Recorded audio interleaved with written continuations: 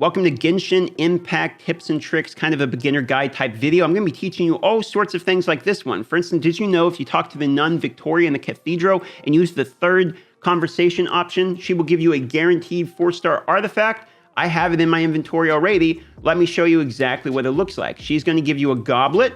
Here we go. If you click on the goblet, it's going to be 4-star, and it's going to roll randomly. You see here, it will be the blood-stained one, and I rolled wind damage on this, but check that out. Physical damage plus 25% if you get a 2-piece set, and after defeating an opponent, increases charge and attack damage by 50%, reduces its stamina cost to 0 for 10 seconds. That's one such example. The rest of the video is going to have little tips, tricks, things that would have helped me out in the beginning of the game if I had known it right off the bat. So if that sounds good, consider hitting the like and subscribe, and let's get going with today's video.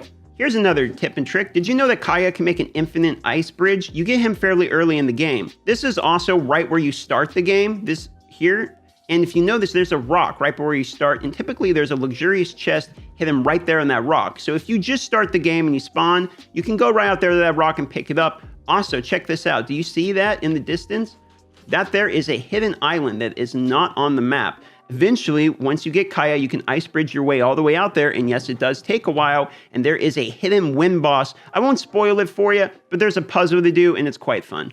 But if you don't want to do that, or if you just started the game and you're not strong enough to fight that boss yet, maybe just swim out real quick as you can make the swim, grab the luxurious chest that's hidden right here on this rock, and then start the game. There's also a couple hidden chests in the main city. For instance, right on top of the Knights of Favonius, right here by the teleport spot in this courtyard there, on top of these 4 pillars, there is a luxurious hidden chest. And if you look back there, right on top of the cathedral, you see where it's shining back there on that 3rd tower. There is another luxurious chest up there on the tallest peak as well. On top of it, there is a challenge you can do, which is running all the way around these fences here right in the beginning to get yet another luxurious chest. For instance, if I run over here, I'll show you. You started on this side here and you jump on one of these pillars. After you jump on the pillar, I've already done it, so it's not going to repeat, but you jump on the pillar here, it's going to do some circles. You run through the circles, and you have to run all the way around the fence just like this without falling off. Once you make it all the way through to the inside, another chest will appear at the end of it. Go ahead and grab that, get yourself some items and some bonus adventure rank right off the beginning. But again, you got to make it all the way around. It can be quite hard to do on iPad and even on a computer. I've fallen sometimes. So animation canceling is another trick that I think is a beginner's trick, but you should definitely want to learn. If you look here and you do like a full combo, you see this? You see how the full combo takes a bit to regenerate in order to continue the attack? However, if you use the shift button or your E attack, you can animation cancel, meaning you can clip off the end of the animation in order to make the next animation begin quicker. You can also do this with the E like I showed there. You can do it at any portion during the attack. It's not at a certain spot only in each person's combo. You can even stop attacks from happening. If I don't want the last attack to go off, if I don't want them to be frozen for some reason, you can cancel that. You can use shift, you can use E. There's a number of ways you can animation cancel, but it's actually quite critical in order for getting your DPS to the maximum level. All right, here's kind of a hilarious tip. So if you're looking for stuff and you can't quite find it because you farmed all the ones in your world, let's say that I need those mushrooms that grow under the eave of houses, okay? What you can do is go to co-op mode here, request to join these people, just spam request whoever, right? It doesn't quite matter.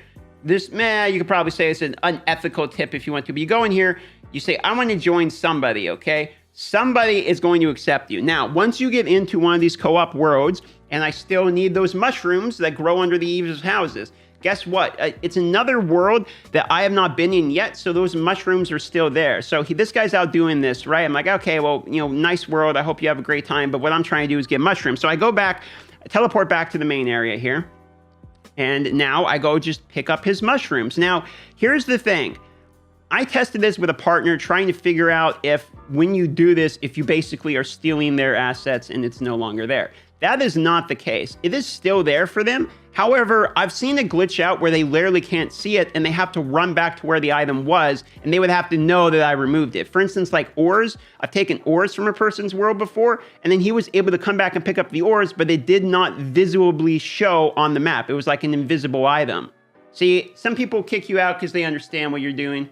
But if you have partners that like you play, friends you play the game with, I mean, that's one really easy way to farm stuff that you might have already gotten on your map or hasn't respawned yet. Ores are the hardest one. For instance, I need lots of those orange lapis ores, and that's how I did that. Also, it might be really tempting to do these ley lines, but if you look here, it costs 20 for 100 experience, some more in companionship. Whereas if you go and actually look at these other bosses, you still get more, for instance, let me show you here, level 51. You still get this, you still get this, so you get the same things, but look, it costs 40, okay? It's twice as much for twice as much experience. It's just objectively better. Unless you're really just trying to get the hero experience or something from the ley lines, I would be farming bosses instead of ley lines.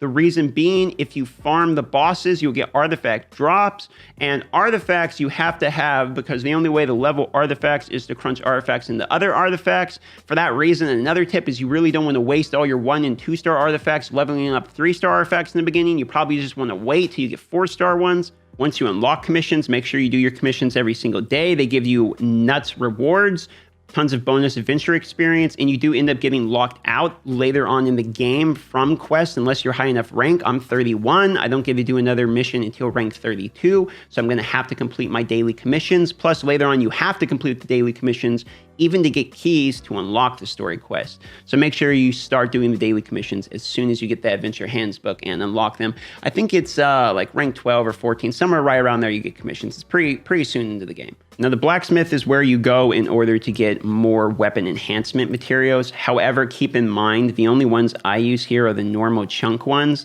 The reason being, if you go and use these other materials to get the fine enhancement or the mystic enhancement, it takes like the crystal ore, the white ore. However, you can make weapons with those same ores, which I find more valuable than leveling up the weapons. For that reason, save the white chunks and the crystal chunks if you would like to make weapons later on in the game, and only use your normal enhancement ores for refining. The statues of the 7 actually fully heal you as well as revive your people. If you didn't know, you can actually change the settings so it does it automatically when you're around them. Otherwise, you actually have to talk to the statue. You can change the setting by talking to it here. Then once the options go up, you say Statue's Blessing. You can select auto recover to whatever you want, to 50%, etc. I have it set to 100. It recharges over time, but to be honest, I don't end up using it entirely. I mostly end up using just food or whatever. It's not that big of a deal. A lot of times you get healers too, but if you notice, it recharges 500 just while we're seeing here, so it doesn't take like a terrible time to recharge it. You can use it fairly often. While swimming, you can actually pick up fish. There are recipes that use fish. They are more than just textures and cosmetic. So if you're looking how they actually get fish, it's not like a fishing pole or something. You just swim around and you try to get them. Also, this is probably a pretty good time to explain to you that if while you're swimming you run out of stamina, you will in fact drop dead. Also, chests do not respawn. So if you do the world rank up, for instance, if you didn't know, at different adventure ranks, your world rank goes up, your world level, making it harder, and also increasing the rewards you get from things. So for that reason, you can wait to collect the chests, but a large portion of the experience, the adventure rank experience you get in the game is the chest. So it's kind of a balance. Me personally, I just picked it up as I went and I didn't really worry about it, but you can wait and just get as high world level as possible without doing the chest if you really want to min-max. And if you didn't know, eventually you're going to unlock Stormtear's Lair as well as the Wolf. Both of these are done throughout story quests, so just go through the main quest and eventually you'll unlock them. And both of these are weekly dungeons that drop weekly loot, so make sure you do it every single week. If you didn't know, it resets Mondays, California time. For me, that's 1 a.m. Keep in mind is the summoning system does have a pity. It's every 90 pulls, and it is independent of each banner, meaning if you pull on the weapon banner, 80 pulls, and then on the Venti banner, 80 pulls, and on the standard banner, 80 pulls, all of them are 10 pulls away from the next pity. You can also see this if you go to history.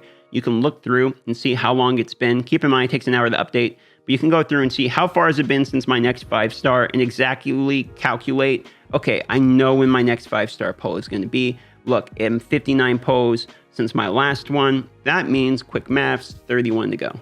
If you're falling from a really high height and you're going to take damage, they'll be lethal, just basic attack before you hit the ground. This will cancel how far you've fallen and will reset the damage.